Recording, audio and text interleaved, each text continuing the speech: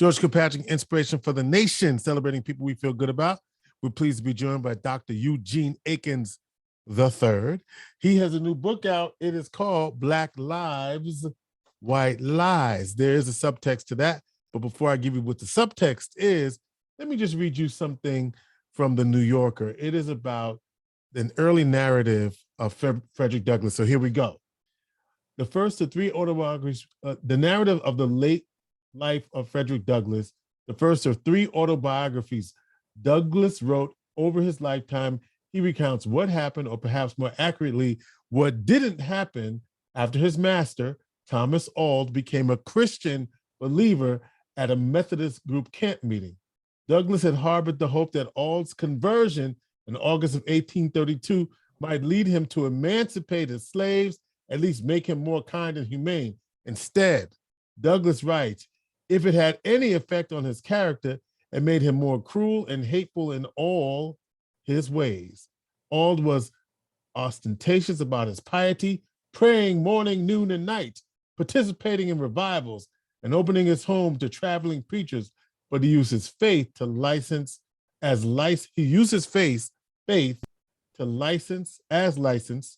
inflict pain and suffering upon his slaves. I have seen him tie up a lame young woman and whip her with the heavy cowskin upon her naked shoulders, causing the warm blood to drip.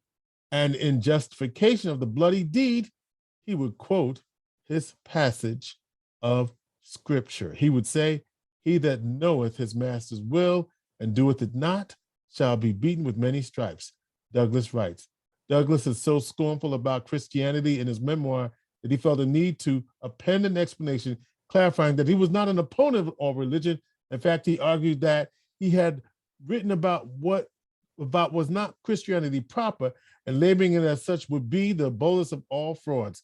Douglass believed that the wildest possible difference existed between the slave-holding religion of this land and the pure, peaceable, and impartial Christianity of Christ.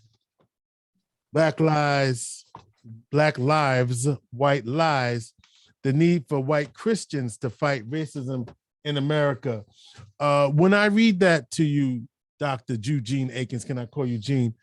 What do you think and what do you hear? It's interesting because I'm also in the process of reading a book by Anthea Butler called White Evangelical Racism. Mm-hmm. And her subtitle is The Politics of Morality in America. Right. And she basically is saying the same thing that Frederick Douglass said in that quote, that in many cases, Christianity, at least in the slave days, that Christianity was used as a tool not to reconcile slave masters and the slaves, but to, in many cases, increase the brutality that the slave master held over the slave. And so it's interesting that you found that quote particularly. It's one of the problems that we have with racism in this country. That's where the subtitle of my book came from, The Need for White Christians to Fight Racism in America, because let's face it, our society has not found a need to answer the brutality question and resolve the brutality question that Black folks have experienced in this country. You know, and I love this country. I really do. I don't want anybody that hears this interview to think that I'm anti-American, that I'm anti-white. I'm not bashing whites. This book is not meant for that, but it's meant to hopefully open the eyes of some of our white Christian brothers and sisters, that the brutality, particularly the police brutality that goes on in this country that led to the murder of George Floyd, is and others. And right? others, And yeah. others, right, You can't remember all that. I list them in my book, many of them, but right. you know, you couldn't even remember all of them. Um, but it's one of those things that I think white Christians fail to recognize that this is something that's been going on for so long, and that nobody in the white community has raised a voice against it. Well, is I mean, that fair to say not though? anybody that I know of. Yeah, I was going to say, is that fair to say though? Because I think one of the things that we saw this year in the protests, and I think even you point that out in your book, is the number of white faces that we saw, and Yes. you actually point that out. You actually, And I should clarify that when I say nobody, I should say no white organization, no white Christian organization. Yes, you're right. And that's one of the things that's made me very hopeful that we are on the precipice of some sort of change, because you saw so many white faces, but they were individual. well, what about the Methodists, right? Because speaking of which, right? I mean, we have, and I'm just trying to clarify if you mean by and large, or because there were certain, Mhm. I look at the University of United Methodist Church right down the street here in Syracuse, which had the Black Lives Matter, has the rainbow flag. Like, that's a congregation, and other congregations that I've seen. And again, I'm not defending them. I think Yeah. your call out is correct. So let me not just like you gave the disclaimer. I want to give your call out is absolutely correct. But I also wanted to point out that there were some organizations and some, if you will, white Christian faith traditions that were on the call out for and standing with us and calling it out.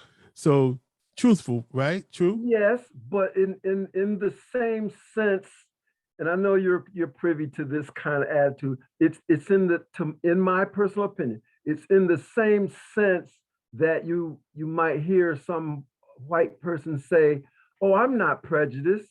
I'm not racist. This is Carl, my black friend." Right. So So you acknowledge that this is a problem, and you put up maybe a sign like you're saying, Black Lives Matter, but what else are you doing? I mean, mhm, like I said, this is a problem that has existed back. You read the quote from Frederick Douglass, and then we move into the Emancipation Proclamation and the period after Reformation, Reconstruction, and it was still going on. And we get to 1963, the riots that developed in 1963 in the 60s, that developed out of the brutality of police officers killing unarmed black folks. So all of those years, we in the book I mentioned that there's all these different organizations that, well, we have organizations that are saving the whales and looking out for the dolphins and mhm. save the trees. And there things people are fighting against abortion. Um, we have organizations that are working toward hunger, but nobody seems to see that no white organization seems to focus and see the importance of the brutality that black people face at the hands of police officers. But again, talking Dr. Eugene Akins' book, Black Lives, White Lies, the need for white Christians to fight racism in America. And you give pretty much a great historical context. But I have to ask, is it fair to say that no white organization, when we've seen a whole year of efforts, from corporations to um, boards of directors to community-based organizations, really looking within to either add diversity to their ranks, or to, you look at what's happened with the Central New York Community Foundation. Now, doctor, you got me sounding like a apologist, and I'm not trying to be. I'm just trying to point out I that there understand. are organizations that I'm at least familiar with, unless you're saying it's performative. If that's what you're saying, and okay. and and that's kind of to me, that's kind of what it feels like. Because Okay. before George Floyd was murdered, Go ahead. did we see all of this? Right. And Before, right, because systemic racism and oppression existed in way, and guess what? After he was murdered, we still have had incident. We still, got a right. there's a football player as we talk. I forgot what his name is right now. Sorry about that. But as we talk, there is a football player, former football player, 31 years old, that died in police custody. We still don't, and this just happened within the last few days. If I get a second out. And that's kind of where I'm going. You know, when George Floyd died, it was a tragic, and it's so familiar for us as Black folks. But one of the thoughts that went through my mind right after he was killed, and we saw the uproar of the nation and then the world, the thought that went through my mind was, well, at least it won't happen for a little while. At least, you know, we'll go a little bit, and the cops will back off, and that we won't see this kind of thing now for a while. And I think it was a month later, the same thing happened all over again. And then the next time you turn around, Ahmaud Arbery was killed. The same Right. sort of thing. That wasn't the police, but Right. Well, and Ahmaud was before Floyd. Actually, right. We learned of it after right, Floyd, but it happened before. But there, you know, at least there was justice for that one. But let me back up. Let me just contextualize your concern. You're a PK, preacher's kid, right? A dad, founder of I forgot the name now. All of a sudden, Peyton Temple, like where my frat brother's the pastor, and your brother is the pastor, and it just went out of my head. But you know, being a preacher's kid, podiatrist by trade, right? So your interest in this stems from the fact that you want to see some. What I'm hearing you say is that you want to go beyond performative to systemic. You want to really see quote unquote white Christians. Now, let me talk about that, because I'm glad you said white Christians, because it's funny. I know I identify as Christian, but that's not like my identity necessarily. Like, I follow Jesus Christ, my Lord and Savior, all of that. But I don't, you know, it's funny because there's a certain connotation that goes along with that. And you even talk about this in your book about the nation and Christian principles and all of that. And to me, that almost suggests that it suggests a certain sort of way that we're saying, okay, if people believe other things, then they're not necessarily welcome here or whatever. So, what is your call to white Christians, if you will, or some of these congregations that are not specifically identifying as historically Black or mostly Black? You know, like, for example, we have a big church here, a couple of them that are mixed race congregations, right? So are they considered white Christians? What are they considered? So I feel like this is a long way around to say, what is your expectation of these of white Christians? You want them to fight, but what do you want them to do? What is your expectation, whether they're in a mixed race congregation? And I think you write about a situation, you know, like some of these churches, you know, we talk, the old language is that the most segregated hour is church hour. But can I just say, let me just add something to that. What if I just want to be around my folk and my tradition and my culture, right? And so there's a whole lot to. I just said a whole soliloquy. Doc, take it away, Eugene, and see what you want to do with all that. Well, I think the biggest thing that I'm trying to get across is that there is no, and I'm not talking, when I say white Christians, I'm not primarily talking about the individual, because there are a lot of this book came out of my talking with individual Christians, and getting their feel, and then sharing with them and having them come to a realization that Black Lives Matters, that movement is important, and I understand what the people are talking about. But I guess where I'm coming from and pushing for is that white Christian church organizations Go ahead. are not doing anything. People that are in Or are you saying they're not leadership doing enough? enough, yeah. Because And, what and they'll tell you, here's what they'll tell you: we got the mission over there, we got the mission over here, we're building schools in Africa. They'll tell you all of that. but what I'm talking about, and I go back to Black Lives Matter. That focus was on primarily, it came out of police treatment of Black people who are unarmed. Truth. And that's what that phrase came out of. And so what I'm talking about is focusing on the idea that the police departments in this country do not, in many cases, have enough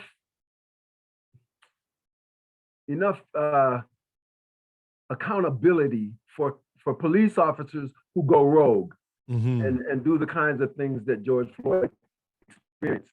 And that white Christian, to me, there should be some white Christian church organizations that are standing up and saying, this is appalling.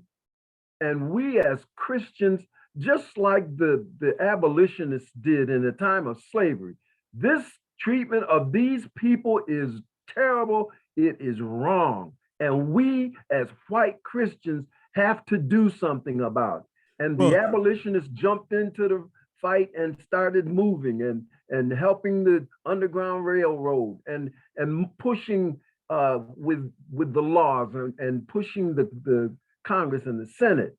And we don't see that, and we haven't seen that since 1963 when the Voting Rights Act was passed. We haven't seen any of those kinds of pushes to cut down and to alleviate the problem of the brutality that Black folks are experiencing at the hands of police officers. Yeah, talking with Dr. Eugene Akins. Eugene Akins, as I like to call him, and I appreciate you letting me do that, talking about Black lives, white lives, the need for white Christians to fight racism in America. So if I were to say to you, there are some organizations that are standing up and speaking up and saying exactly what you're saying. So can I offer that you're saying not enough of them are doing that?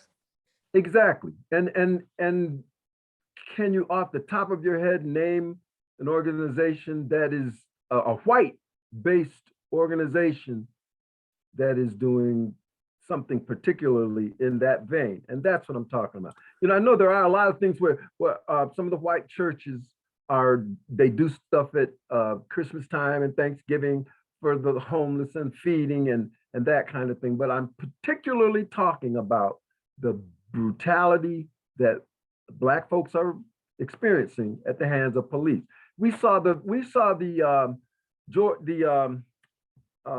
Rodney King incident, and we saw on tape, probably the first time we saw something on video where several police officers beat that man down, and the cops the police officers that were involved were all acquitted. And there was no outcry from any white Christian organization that I know of at that time to push back against that kind of treatment. And that's kind of where I'm going. And again, coming up to George Floyd now, even though we've seen several, and I was so encouraged by the white people that we saw in the protests, we haven't seen any white Christian organization as a whole come out in any form. Any of the leaders of the white churches, the evangelical churches or the Methodist church, any of these leaders, all that I've heard of the leadership and pastors, for example, for some of these organizations, they're not condoning the treatment, but they say things like, "Oh, this is terrible. It's a sin problem because man is born of sin, and we've got to pray. Mm. We've got to pray." That's all you get. And that's all we seem to get. Well, I think, first of all, you want people to read the book, right? I mean, that's basically, you want people to get the book. Your other book is Caught by the Collar. We'll talk about that another time. You just want, so they read your book. They now say, okay, you're right, Dr. Akins. Now I want to do something. So what are they going to do? Well, that's the problem. In the book, I you say you don't know. Kind of said I don't know. I mean, should you offer them something? Well, in the interim, I've come up with there are things Congress pushing Congress. We have people get together and push Congress and the Senate, the political leaders in our neighborhoods. We have white people that get up in arms about all kinds of things and put petitions together, write letters, and do all sorts of things. I read about, I forget, I think it was 1994, where the IRS had they started cracking down on colleges that were discriminating, and they were cutting back on the funds that were available to some of these colleges if they were found to be discriminating against people of color. And I think it was like 20% or something like that, 25% reduction in the amounts of funds they were allowing. And a white church group got together and got, I think it was 120,000 letters written to the IRS saying that they didn't like this, we don't agree with this, and the IRS relented and changed the amount of. Well, I think one of the, obviously, and we saw the biggest hypocrisy with the overwhelming white evangelical support of Donald Trump. Yes. Period. End of story. Right. Yes. So the name of the book is Black Lives, White Lives: The Need for White Christians to Fight Racism in America. Dr. Eugene Akins III. How do people get a hold of the book? Well, you can get the book at Amazon. Go to Amazon and get it right there. You can call Barnes & Noble. You can also get it ordered through there. Usually people are getting it in pretty good time, even though we have a problem with our packaging and postage nowadays. It seems to be getting to people pretty quickly. So that's the fastest way. Amazon online and Barnes & Noble online. Good luck with the book. Keep up the fight, and keep your eyes on the prize. Well, sure. Well, thank you very much for having me. Dr. Eugene Akins III, Inspiration for the Nation. God bless.